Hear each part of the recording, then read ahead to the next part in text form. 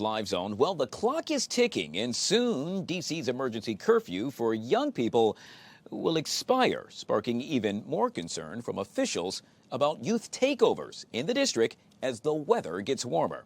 As I speak this very moment, lawmakers are mulling over whether or not to extend the curfew. Since it's an emergency measure, extending the curfew legislation past April 15th would require approval from 9 council members. A permanent curfew would only require 7 votes. My next guest is seeking a seat on the city council. He also says that instead of extending the curfew, lawmakers should provide more programs for area youth.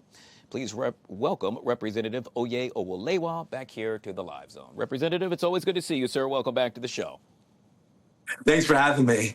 But of course, you say young people in the district need support, not incarceration, correct? Absolutely. The data shows that juvenile curfews do not work. I live in Southeast Washington, D.C., so I share the desire of having a safer community. But we have to build the community. Incarceration alone does not get us to safer communities. With that being said, instead of finding ways to engage the youth, yet again, the D.C. Council right now looking to extend a juvenile curfew. I would argue that the majority of folks, from what we've been able to see polling-wise, agree with the curfew.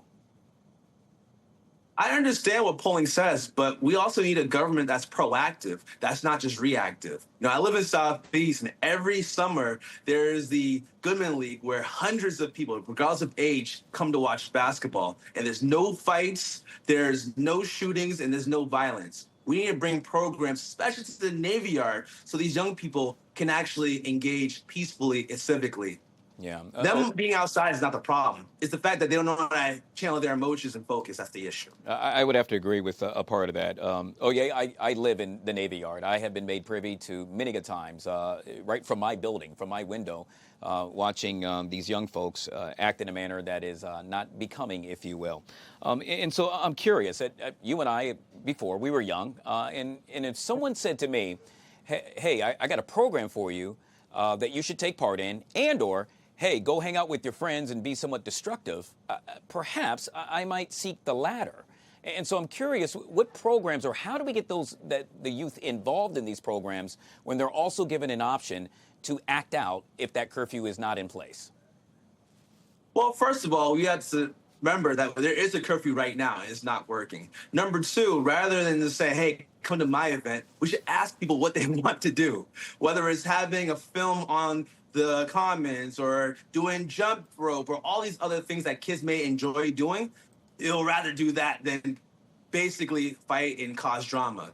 A lot of them are doing these things because there's nothing else to do, so they just kind of act out. And on top of that, when you create juvenile curfews, it can incentivize these young kids who want to be daring and want to be aggressive to go be aggressive against that. Instead, we need to be proactive and find solutions and not just chase away these problems and push them to another block. No, I would have to agree with you, sir. But yet again, and I'm just playing devil's advocate here. And yet again, I live in the Navy Yard, and so I can tell you when that curfew is in place and I walk around, not necessarily feel safer, but there's not as much ruckus, mayhem, if you will. And so I'm curious. I too agree with having more programs. Are you open, perhaps, to, let's say, having a curfew put in place and programs added, or just one or the other?